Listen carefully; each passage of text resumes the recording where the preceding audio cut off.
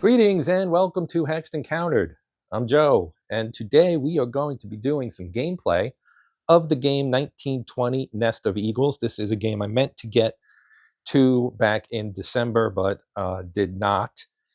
So this is, of course, as you may guess from the name, a game that deals with the war between the Russians and the Polish in 1919 and 20, I think it was. Immediately following, of course, the revolution in Russia. And so these were the Soviet Red Army trying to extend its influence west into Western Europe, through Poland and into Germany, possibly even beyond. That was Lenin's goal. But of course, the Poles, in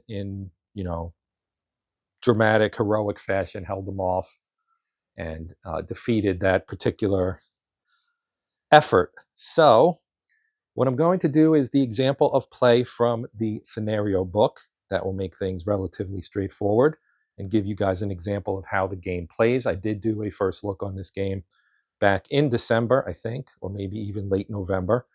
So if you are interested in what the components look like, aside from what you see here on the board, you can check that out. And also I went through the rules, so at least at a more general level, just to kind of give you a pre-feel. Maybe if you would like to do that, you can do that.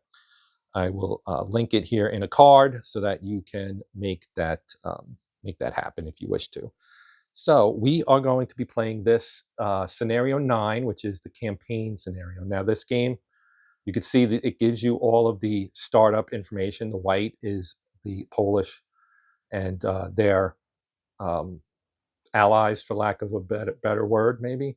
And this is the Red Army over here, and they are allies again, for lack of assorted other nationalities, perhaps. The Ukrainians, for example, had some forces that fought on both sides in this particular war, so that would be reflected in here as well. So you have two fronts. We have or theaters, if you prefer. Ukrainian theater here, which is in the south, and then over here you have the Lithuanian, Belarusian theater, which would be more to the north, of course, and they both have setup information here. So what you're seeing here is the top, moving my hand to see where we are. This is about the top, maybe 75%, 3/4 of the board. I will move the board up. I will also try to zoom in occasionally to give you a better look. You may note that the counters are hexagonal in shape, just like the hexes on the map. That is a design decision that we can discuss via their lines of friction. So if I pick this guy up right here, and he's in Olevsk here. So let's just take a quick look here. You can see there are lines radiating that kind of coordinate with the corners here on the counter. And those are the lines of friction. So they exert a line of friction, which is somewhat similar to a zone of control, but they exert it out into each of the 6 surrounding hexes. So that's just a mechanism we can discuss more as we get into the example of play. So having said that, let's get started. Now for this example, the rule book notes that we are going to be basically focusing on the Ukrainian theater. So that would be further to the south. So I'm just going to slide the board up here so you can get a better look at the Ukrainian theater. Okay, there we go. Now, the first thing we do is we select 2 Ukrainian rebellion markers in secret. Each player selects one. So they look like this when they're unrevealed. And on the flip side, you have one of the Ukrainian rebel units. And I have them in corners. This corner over here has the Polish one, and that corner up that way has the Soviet one, which looks like this. So you can see basically it's just the Ukrainian flag stamped on a counter of the color of the sides, red for the Soviet side and white for the Polish side. So these get hidden, and we'll talk. It comes up pretty quickly what they are used for. So we'll see that here in a moment. So the first thing we do is the Polish player is beginning as the phasing player. So as is the case in most war games, when we talk about phasing player, it's also called the initiative player or active player or something like that. It's the person whose turn is actually active at that moment. So the Poles go first, and they decide to declare reactive movement. So there are, and I don't want to delve too deeply into the rules. We talked about it somewhat in the first look. Basically, it's a one-time use per turn for each side, and it's marked here with a marker that looks like this. That means you're not permitted to use it. This means you are permitted to use it. It goes on the turn track, which is actually off camera at the moment, and I probably won't show it because it's fairly straightforward. And actually, the edge of it is right here, and it starts with specific dates. We start in the spring of 1920. So this is the Polish one, and this is the Soviet one. So the Poles would take this one and then flip it over and put it on turn one, so that we would know that they've used theirs, and the Soviet player would hold on to his or hers and hold on to it until they use their reactive movement. All the Polish units have reactive movement eligibility since none are adjacent to Soviet units. You can see there's a hex in between all of the Soviet units and the Polish units. So you cannot use reactive movement when you are adjacent to an enemy unit, with the exception, as I read on here, that if you have more reactive strength, because there are units at the very top of the map that are adjacent to each other, and those can be moved because the Poles have greater reactive strength than the Soviet units up there. So the Poles will begin by moving. I realized I made a setup mistake. This train goes here.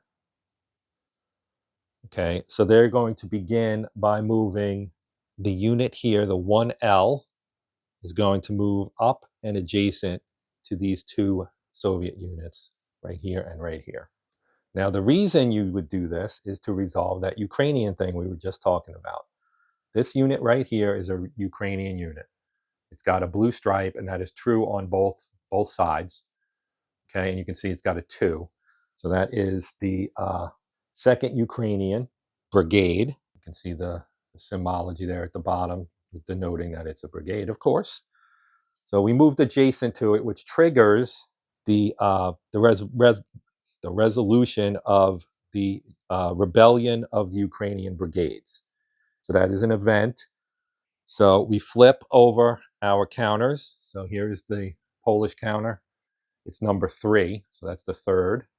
And then the Soviets picked the 2nd. Now, since the Polish player picked the 3, that means the 3rd Ukrainian brigade temporarily joins the Polish side. And because the Soviets picked 2, that means the 2nd brigade, which is this guy right here, joins the Polish side, or the Soviet side, sorry, permanently. And the 1st Ukrainian, which is also available, here's the 3rd right here, and the 1st is here. So you can see the units with the blue stripe. This one becomes what's called a negotiating brigade, or negotiation brigade. If the Polish player attacks that unit, it permanently joins the Soviets. Okay? All right, so we've done that. This one, I think, do we have to denote something?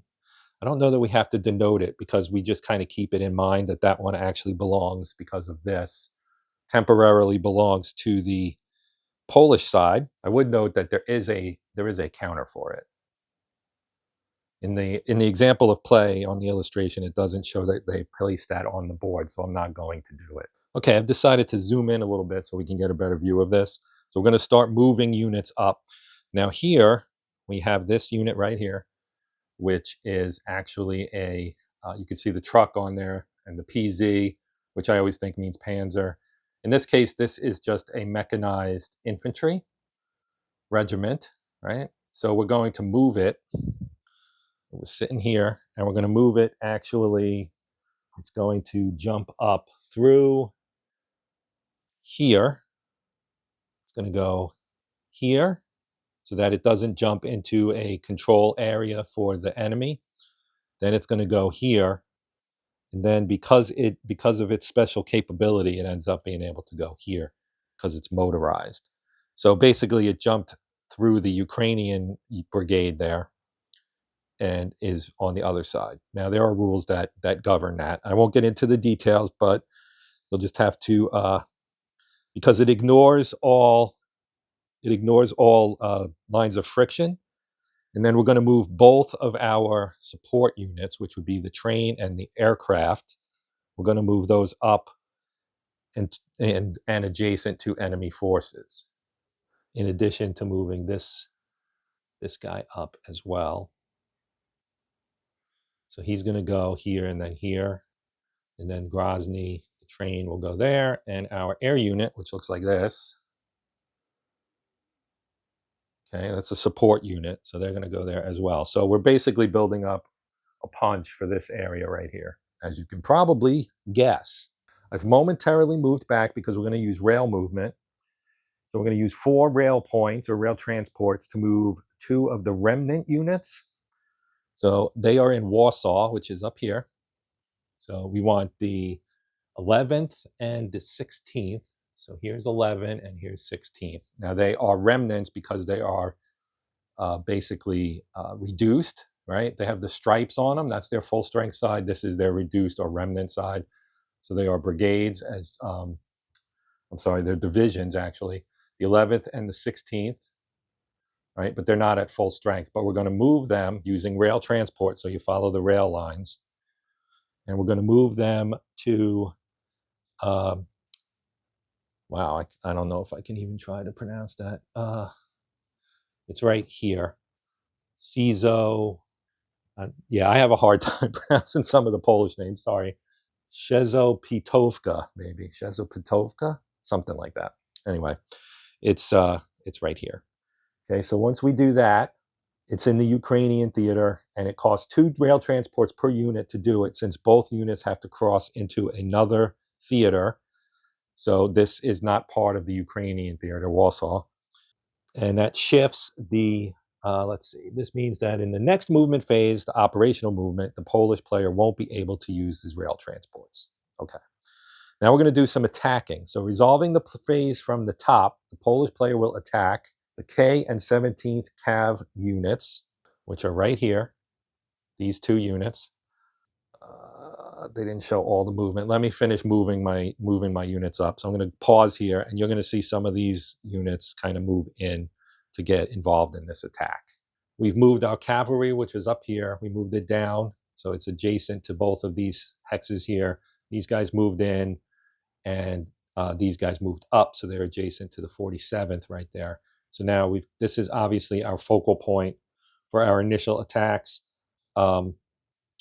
There will be more attacks from this area too. I didn't move those up. I'll do that kind of as we go along to try and keep things moving.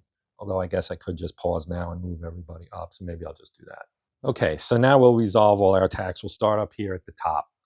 Okay, so this stack and this stack. So we've got 2, 4, and 2 is 8. Is going to attack this one, which is the 17th and the K cavalry, which has a total of 4. So that's an 8 to 4. Put that back there. Quick side detour. This attack strength indicates what you need to roll to actually get it. So if we were to look, we've got 4 for the attacker strength, 2 for the defender strength. So you just kind of come over, and 4 and 2 is a 9. Okay. So that's your number that you need to roll to win your attack. Now there can be modifiers to that too, but in this case there are not. So the die roll is a 7, and they win the attack. Okay, so that will force both Soviet units to retreat 2 hexes to the east. So these 2 guys will have to go 1, 2, and retreat here. Okay. Now, we mark the units that attacked with these triangular counters here, these triangular markers, to say that this stack, and this stack have attacked.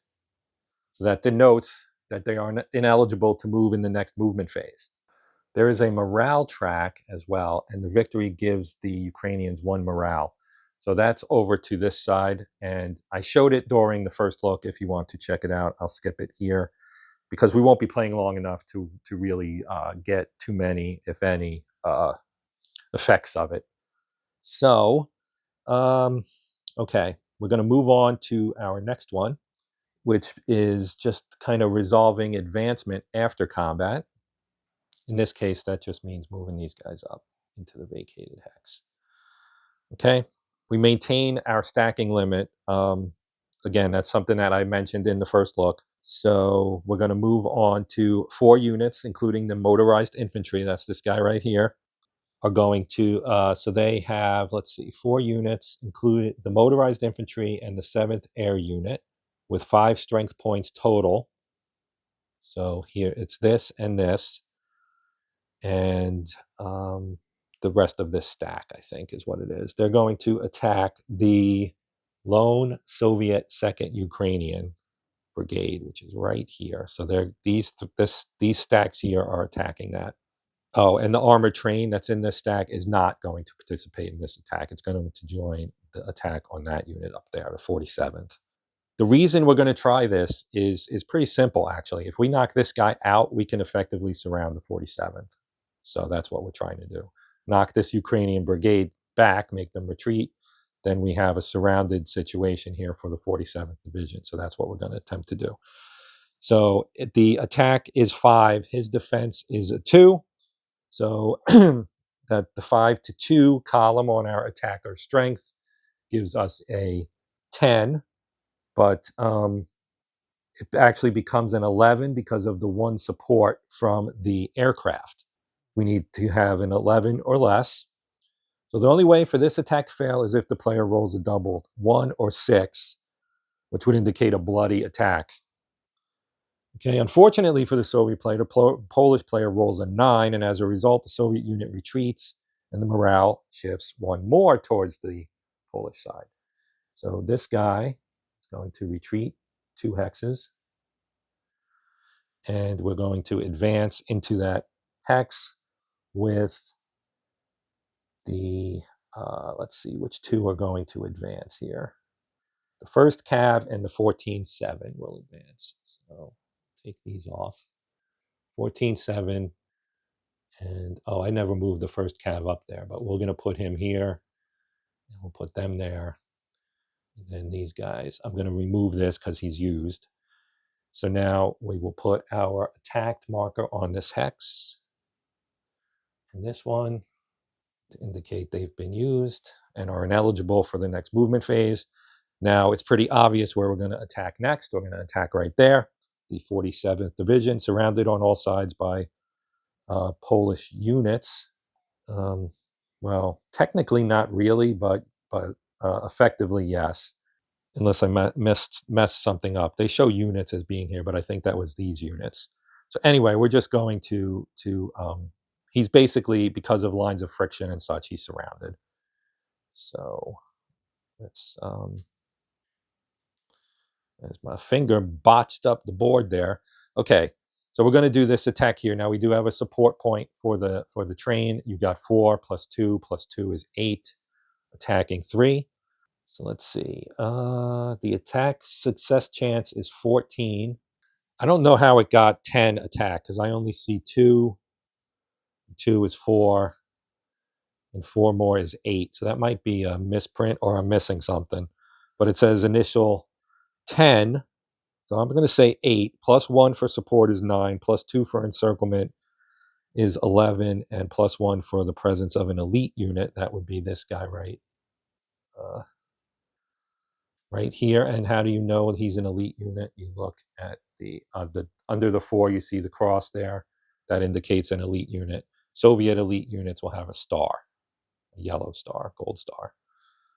Okay, so I make it a 12 and not a 14, but the Polish player rolls an 8. The Soviet unit is eliminated because it must retreat across an enemy line of friction and through another unit.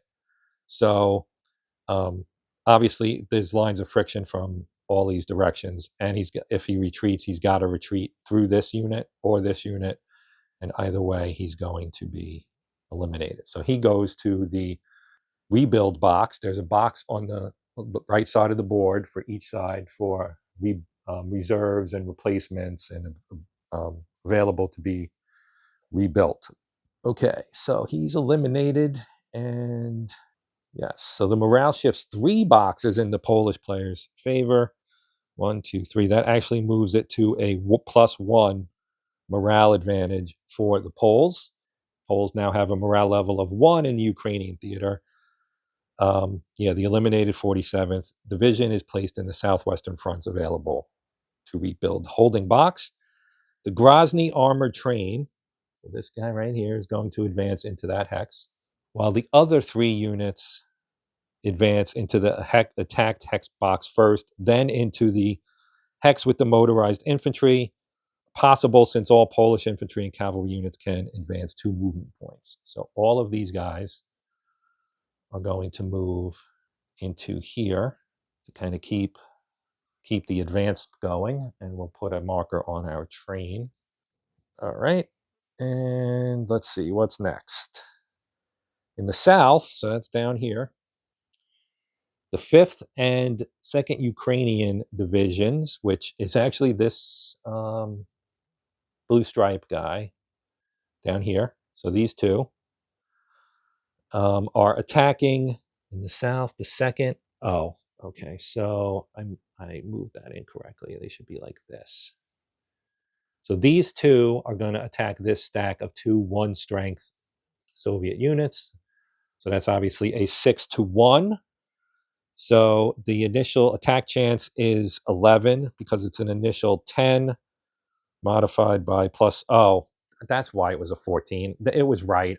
I screwed up. I didn't look at the grid first. Talking about the previous one. So yes, I do make mistakes. Hopefully you're still with me here. So we've got 6 attacking 1. And if you look at the grid, which I won't show, but looking at the grid, 1 defend against 6 is an 11. So that's where that initial 11 comes from. Modified +1 for the attack is 6 to 2. Sorry. Yeah, the initial is a 10 +1 for the morale level. Polish player rolls a 5, forcing a retreat and another morale advantage shift. So I'm going to slide this up one more, which is off shot, I know, but these guys have to retreat. So they will go 1, 2 along the rail line, and we will advance both of these units in here, like so. And put a marker on there, indicate they have gone. All right. Now we move on. The 5th, only the 5th advanced. Okay, so that guy stays there, he goes there, and they both get a marker because they both. Next, the 3 Polish units of 9 strength points total, counted as 8 for attack purposes. Yes, because there is the highest strength you can get. I'm sorry, it's not you choosing to. The highest attack strength you can start with is an 8. So if you go over 8, it becomes 8. So we're in the 8 versus what? 8 versus 3. Yeah. Yeah, these 3 against that. That's 8-3. So 8-3 is a starting level of 10. We do get the +1. Well, we get a +2 for encirclement, a +1 for the presence of an elite unit. That would be this guy right here, the 15th. And +1 for the morale level. So it's 14. So we roll a 6, gaining another morale advantage shift. And we force the Soviet unit rather, to retreat across a line of friction, and thus they suffer a step loss. So he has to retreat this way, which is through there. And so he suffers a step loss. So we flip him over to this side, the striped side. And he ends up right here. Then we're going to advance the, which one is we? Oh, all 3 Polish units advance 2 hexes. Interesting. Okay. So by having blown a hole in I don't know how they were advancing 2. This guy looks like he's only advancing 1. So he's going to go there. And this one's going to go there as well. And then this one as well. And they get a marker. We're running out of markers here. I mean, there are still a few. I'm not saying there's not enough. There are still a few. Let's put it that way. All right. So following that, 3 Polish units, including the turncoat Soviet Allied 3rd Brigade there, Ukrainian Brigade, will attack the 60th, which is this guy right here. So these 2 plus that one are attacking this guy. That's 2, 6, 8 to 3. And because we get some shifts here, we've got the initial 10 for the 8 to 3 column. Then we have, all right, the attack chance is 13. Initial 10 modified by +2 for the encirclement and +1 for morale. Polish player rolls a 4. And so this gives the same result as the previous attack. 2 Polish units advance 2 hexes. The 3rd Ukrainian cannot move. Okay, so these 2, he's going to advance, retreat down here, and because he had to go through a zone of friction for this guy, loses a step, so he is now down here. And these 2 will advance 2 hexes to here. And we've kind of blown some holes here in the Soviet line, as you can see. But they do have some flexibility in here. Now, you can leave space between your units because of the whole line of friction thing. That was something that's in the rules, talking about the kind of theory behind the lines of friction. It's the design is pretty well done, in my opinion, and there is a lot of nuance to it from a tactical standpoint of, like some games you wouldn't want to leave this giant gap up in here because they can move through this hole, but in this one you have a little bit more flexibility. Okay, so that ends that, and we would move to the reactive phase. And before I move on, I wanted to quickly kind of show you this. So this is our sequence of play, basically. So we started with reaction movement, which we did. Okay, we just finished this first attack phase. Now we would go to the reactive movement phase, which is optional. The Polish player already performed it, right? We have our marker on the turn track to indicate that. The Soviets elect to not do it. So we would be moving on to this operational movement phase. So if you did not declare a reactive movement, this is the first movement phase. Before moving, they must, right, strengthen your units, covered with replacement markers, then place the reinforcements. So this is where you would get your reinforcements and replacements. So that's important to note, even though that doesn't happen in this particular turn. So the Polish player can't move any units in our Ukrainian theater since all of them attacked in the first movement phase, save for the 2 remnant units that are in Zapitovka. I'm going to go with that. Hopefully it's not too far off. I'm sure it's not right, but so we're going to move now to the second attack phase, because the Soviets again will not choose to use. Oh, that's only the phasing player. We don't have anybody eligible that we just talked about, right? So we're going to go to the second attack phase. So we can attack adjacent enemy units, but with a -3 modifier. So when I jumped ahead earlier, I was like, where did this -3 come from? That's where it comes from. Okay. So second attack phase, the Poles are going to attack the 41st Division. And that is this guy right here, who we reduced in the previous attack, right? So we're going to have an attack success chance initially of 10. We're using these units right here, obviously, right? So we get an initial 11 modified by +1 for an elite unit, +1 for our morale. So that's 13. And a -3 for attacking in the second attack phase. That's where that came from. Polish player rolls a 6, including 1 step loss on the Soviet unit due to a very favorable ratio and granting a morale advantage shift. So we take that. This guy is eliminated.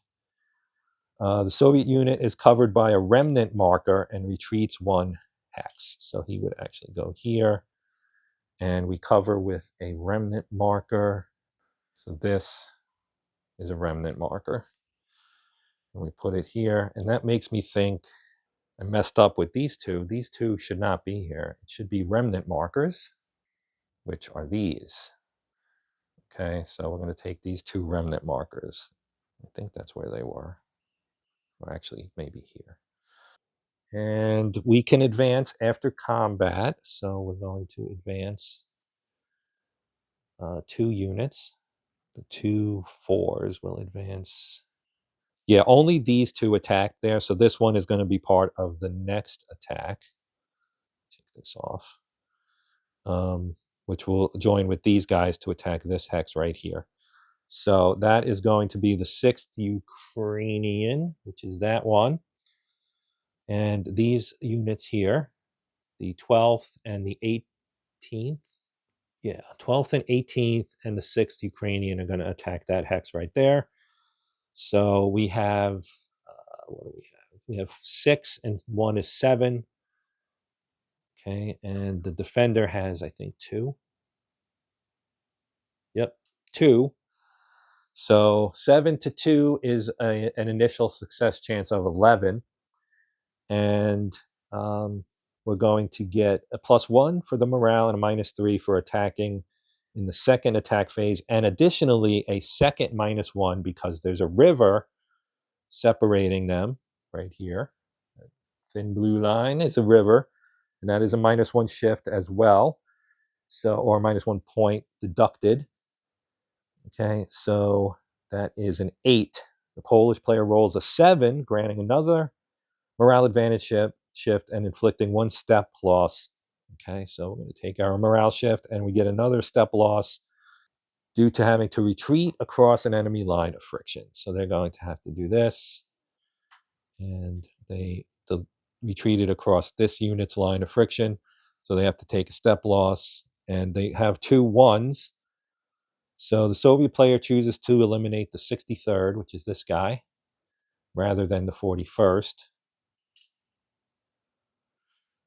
Okay. And because the eliminated unit is a brigade, as you can see, the Polish player does not receive an additional morale shift. Okay. All right, now we have a reactive movement phase, which the Poles have already done. So the Soviet player cannot declare a reactive movement. Only the phasing player would be allowed to do so in this reactive movement. Okay, so now we come to the replacement phase. So the Polish player had an operational pause in 2 theaters, the Polish and the Lithuanian Belarusian. So the Polish one is kind of off in this direction, right, where Warsaw is. Then you have the Belarusian and Lithuanian one to the north. They had operational pauses, which means the game rules, the scenario rules say you can't do anything there. So that's why we were focusing on the Ukrainian front or theater, because that's the only place we could actually do anything. So we're going to place 1 replacement unit on both remnant units in Shipatovka. Thus, at the beginning of the next Polish player's movement phase, both units will discard the remnant markers, becoming reduced. And the markers we're talking about are these. These are replacements. So we're going to put both of these on here. And then when we get to our next turn, those will turn into remnants, or not remnants, reduced units, so that these guys would then come out that I had on here earlier mistakenly. Okay. There's no need to check for out of supply, as no Polish unit, or out of supply attrition, as no Polish unit is out of supply.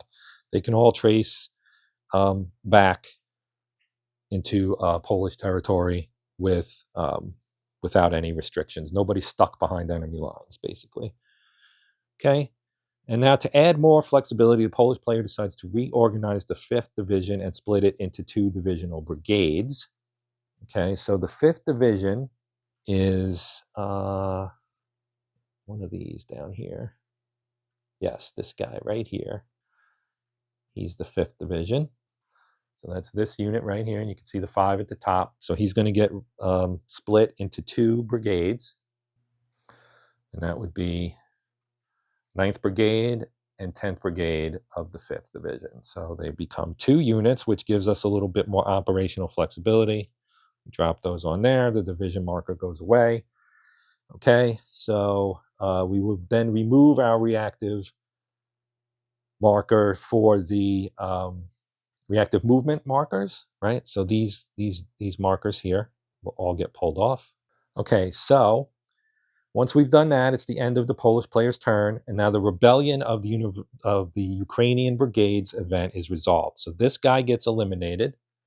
This was the negotiating brigade, and the actually that's not the negotiating. This is the one that joined the Polish side, so it's eliminated, as well as the negotiating one, which was the first, which is this guy right here. They are eliminated. So your negotiating brigade and the one that flips sides, they're gone. The other one will stay with the Soviets. The Soviet Second Ukrainian Brigade remains in play, but if the Polish player manages to reach morale level 2, for which we would need to have 1, 2, 3, 4, 5, 6 more morale bumps in the Ukrainian theater later in the game, that unit will be eliminated. In addition, the Polish player receives the H Ukrainian Cavalry Brigade unit as a reinforcement for the May 2nd turn, which is turn 2. Okay, so now we would go to the Soviet player turn. So reactive movement, both players decide not to declare reactive movements. The Soviet player decides not to attack, and in the second reactive movement phase, both players again decide not to declare reactive movements. So we move to the operational movement phase, and the Soviet player is going to move all of their units to new positions. All of them will be eligible for movement since none of them made any attacks in the first attack phase. Basically, what the Soviets going to do here is kind of just consolidate their lines. So they're going to move this guy back here. They're going to move these two back in here, right? You'll get a terrain bonus for being in there. Then you're going to move this guy up here. Then this one moves here and then here. And this one moves up here as well. Whoops, got it all turned upside down there. And then these two are also going to move out. We've got the train. They're going to move up to here. Okay. And then down here, we're going to do the same thing. We're going to pull everybody back. So the Soviet player here, I know they're kind of off shot a little bit, but they're trying to, Kiev, by the way, is right over here, right? To the two hexes behind this guy is Kiev.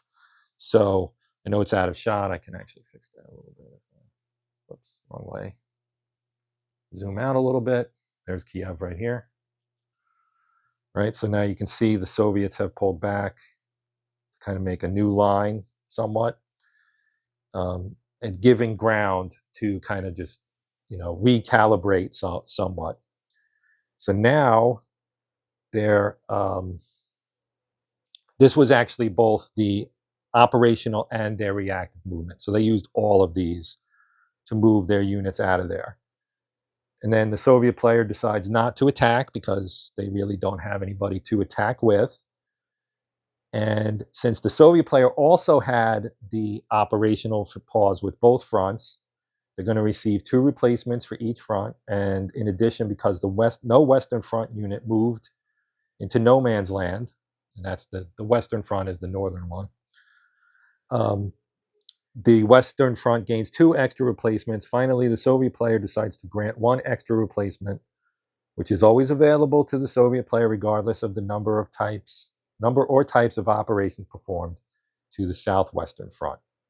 So you're going to place 4 replacements on 4 different reduced units belonging to the Western Front, which again, I won't show that because it's to the north. And you're going to place 3 available to the Southwestern Front. So the Soviets, just like the Ukrainians, have replacement markers. Theirs have. This is also true for the Poles. Rather, I said Ukrainians, but I meant Poles. So you have here these yellow stripes. That goes along with the yellow stripes on these units, which denotes them as being Southwestern Front. The Western Front has a green stripe like this. Okay, so they're going to place 3 of these out here, and they're going to go to, let's see, the 41st remnant, which is right in here. I think they're both in here. So we got a remnant there. Oh, here's the remnant right here. So he's going to get one. And I suspect the other remnant also gets one.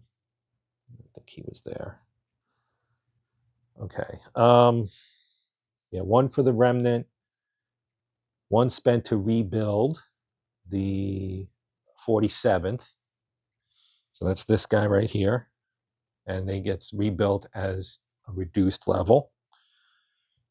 And the unit is placed on the turn track for the next turn, because that's when he'll show up. Okay, and that's off map, but I did put it on the turn track. And the last one is placed in the replacement pool for later in the game. So there is a replacement pool where you can put these guys if you don't spend them. So I actually put one on the wrong thing there.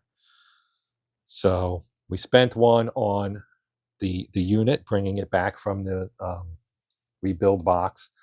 And we're going to put this one in the replacement pool to save for future use. All right, so that ends that. There is no out of supply attrition. Soviet player then removes their reactive movement prohibited marker, which, to remind you, is this guy right here, and it was on the turn track. And then moves the round marker to 2.5, which it's just the 2nd of May is what it really is. Then they're weekly turns, so we go from the 2nd of May to the 9th of May to the 16th, 23rd, 30th, and then we go into June with the 6th, and so on through the end of August. And then if you play the entire game, you play it out until October 24th.